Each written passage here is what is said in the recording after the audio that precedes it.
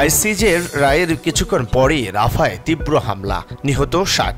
গাজা জুড়ে ইসরায়েলের ব্যাপক বিমান হামলায় গত ২৪ ঘন্টায় নারী ও শিশু সহ নতুন করে আরও ৬০ ফিলিস্তিনি নিহত হয়েছেন। আইসিজি এর রায় ঘোষণার কিছুক্ষণ পরই রাফা শহরের কেন্দ্রে অবস্থিত সাবওয়ারা ক্যাম্পে দফায় দফায় বিমান হামলা চালিয়েছে ইসরায়েলের জঙ্গি বিমান।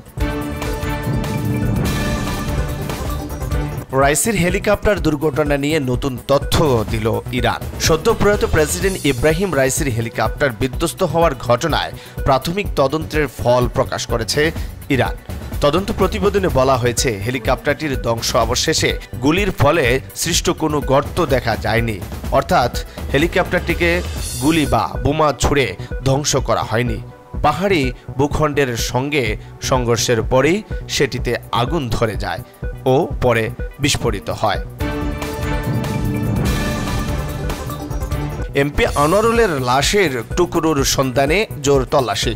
ঝিনাইদহ ৪ আসনের সংসদ সদস্য আনোয়ারুল আজিম আনারের লাশের টুকরোর সন্ধানে শুক্রবার জোর অভিযান চালানো হয়েছে পশ্চিমবঙ্গে। এদিন ১২ দিনের হেফাজতে থাকা জিহাদ হাওলাদারকে নিয়ে ভাঙ্গারের কৃষ্ণামাটি এলাকায় অভিযান চালায় সিআইডি। ইসরায়েলি ট্যাঙ্কে হামলার ভিডিও প্রকাশ করল হামাস। রাফায় ইসরায়েলি সেনাদের বিরুদ্ধে শক্ত প্রতিরোধের নতুন ভিডিও প্রকাশ করেছে ফিলিস্তিনি স্বাধীনতাকামী সংগঠন হামাস। তেল আবিবের সেনাদের গাড়ি লক্ষ্য করে হামলার ভিডিও প্রকাশ করা হয়েছে।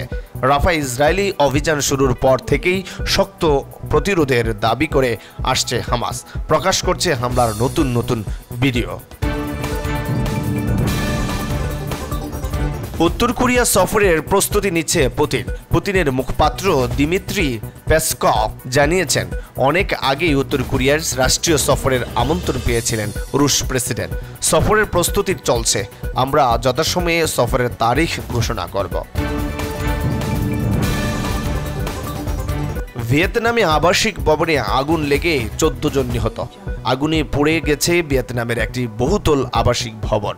এতে প্রাণ গেছে কমপক্ষে ১৪ জনের। এই ঘটনায় দগ্ধ বেশ কয়েকজন। স্থানীয় সময় মধ্যরাতে রাজধানী হ্যানয়ের ওই ভবনটিতে হয় অগ্নিকাণ্ড। এ সময় কয়েকটি বিস্ফোরণের শব্দ শোনা যায়। ফায়ার সার্ভিসের প্রায় ১ ঘন্টায় চেষ্টায় পরিস্থিতি নিয়ন্ত্রণে আনা হয়। সরু গলি হওয়ায় আগুন নেভাতে বেগ পেতে হয়।